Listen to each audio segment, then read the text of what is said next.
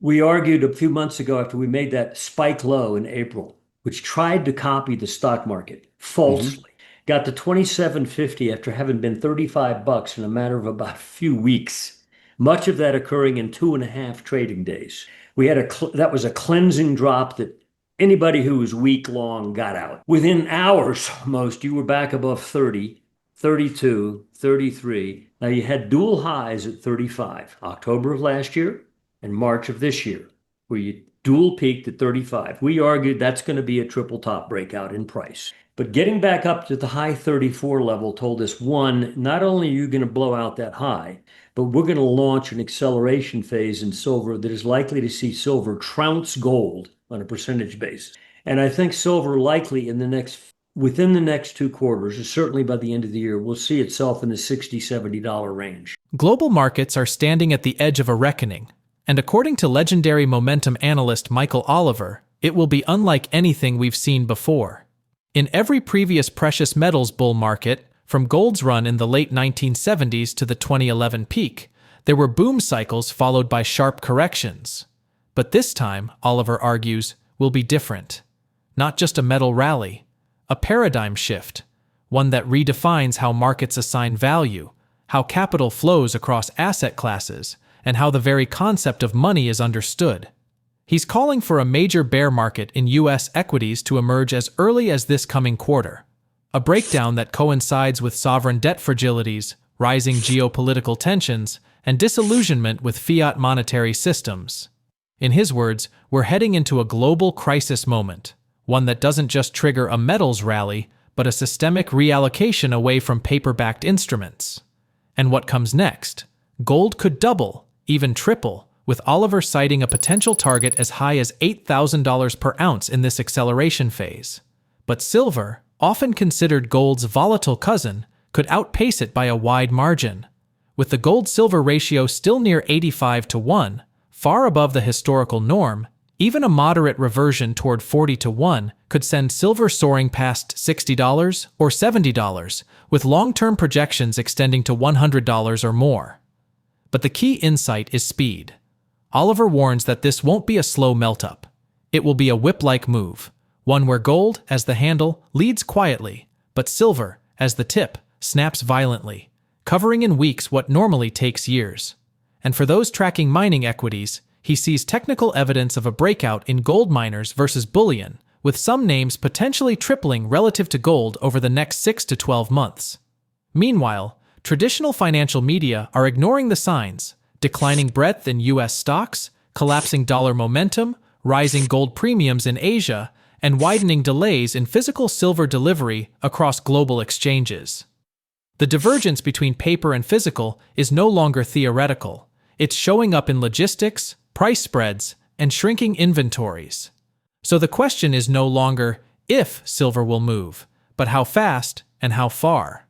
Before we dive into the detailed breakdown from Michael Oliver himself, make sure you subscribe and activate the bell icon. This is the kind of market shift that could redefine your portfolio.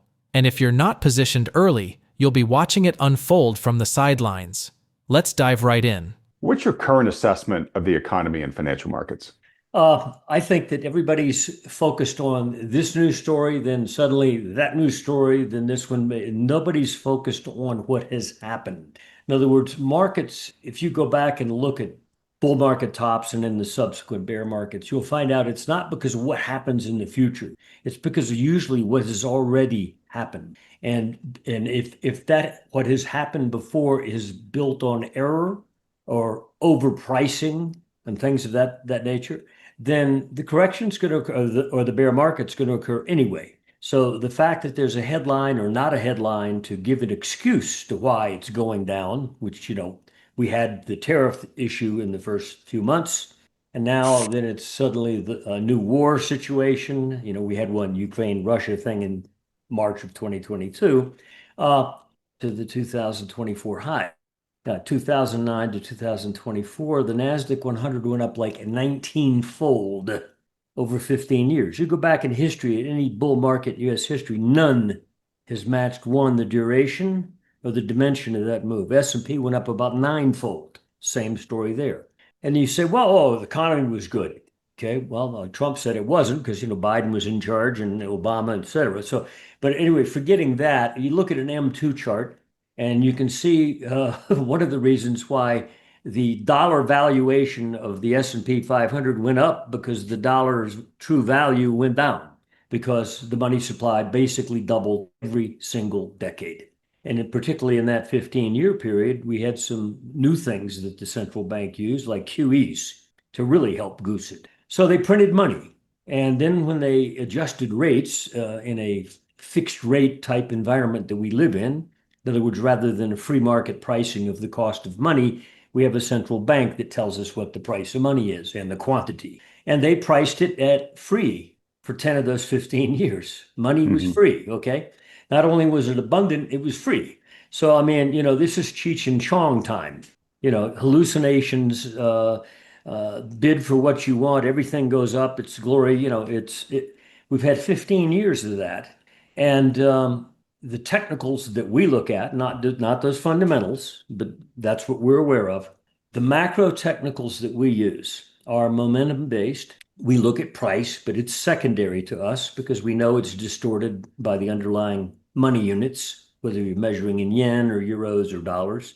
As those money units ongoingly decay in real value, the price of things goes up. For example, we ran a chart recently that was so laughable, I hope it made its point. The Venezuelan stock market. You've never seen such a vertical beast. It's lovely. We should invest in Venezuela, right?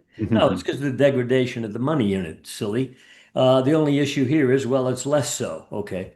But it's still a ongoing degradation of the money unit, therefore the number of dollars, et cetera. Okay. Once error is built into a market, let's say you make a decision whether you're buying stock or whether you're building a company or hiring new employees or you're a state government going to spend it on roads.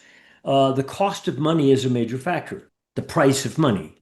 And if money is free, then you pretty you spend, and it doesn't seem to have a negative impact. Ultimately, you have to pay the bill.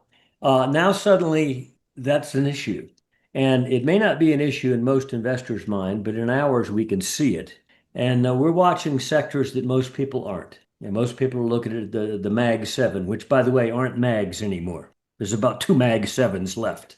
The others don't look anything like a Mag 7 stock in terms of where are they on the map. But sectors like commercial real estate, few people even talk about it. We used to know about the mortgage market back in 2005, 6, 7. Finally, the error hit in 2008. It exposed itself. This time around, look at commercial real estate. It's not a topic, but even yesterday was a good example. Commercial real estate got whacked about 2% while the market was up, pushing toward new highs. Look at where commercial real estate is on the price charts. Go back, 10 years or so. Look what happened in 2022 when the market made a high. So did commercial real estate. Then the market exceeded that high. Commercial real estate didn't, went lateral. There's errors built in there. And when these things pop up, it makes headlines and it ambushes people. No, it's not a war story, anything like that. No, it's not the tariff issue. By the way, that hasn't gone by the way, We're not talking about it anymore, but there's no deal with China. Okay, so yet we forget about it. So anyway, what do I think is going to happen? I think we're going to have a major bear trend. And I think it's not so much that the stock market goes down, but economic reality exposes itself. Errors, failures, and so forth. Here, there, everywhere, especially in places you aren't particularly looking right now. That's the environment I think we're in. And despite the teasing rally in the S&P and the NASDAQ, which, by the way, is not being reflected by the Dow Industrials, the Russell 2000, consumer discretionary sector, healthcare sector, all these sectors are nowhere near their highs. And yet everybody, new high in the NASDAQ 100. Oh, S&P is going to make a new high today, probably, as we're talking. It's 10 points away. I recall, pardon me for being long-winded, but back in 2000, we called a top in January. This is the dot-com high. First trading day in January, we said, get out, be gone. This bull market's over. Okay, well, what happened? It dropped into February, March. Next thing you know, in late March, it made a new high. Wow, it's so nice. A handful of percentage points. dropped again, went back up again, made a new high monthly close in August. So 6 months after we said get out, it's still blah, blah, blah, sideways. It took till 2021 and a Fed rate cut to really get it going on the downside. So often stock market tops are doing what they're doing now, teasing you with a comfort zone. I don't think it'll be comfortable when it's over. Michael Oliver doesn't stop at forecasting downside in stocks. He's simultaneously mapping the pathways for upside in gold, in silver, and most explosively, in mining equities. But what sets this cycle apart, he argues, is its finality. Unlike past commodity bull markets that rose only to collapse under deflationary pullbacks or central bank tightening, this time we're witnessing a more permanent structural break. The fiat monetary system, already stretched beyond coherence, is now facing a crisis of legitimacy. And in that vacuum, investors are beginning to reposition toward tangible, finite, and historically sound money. Gold is leading the charge.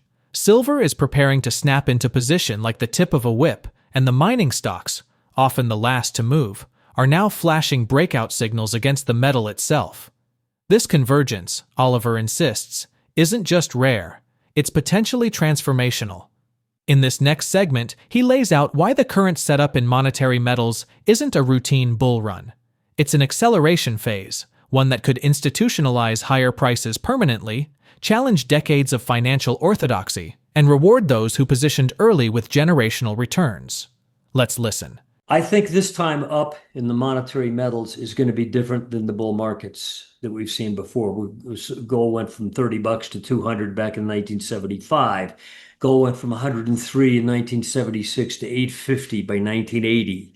Or it went from 260 in 2000 to 2011. It got up to 1920. But then it had big bear markets at 50% drops. Okay.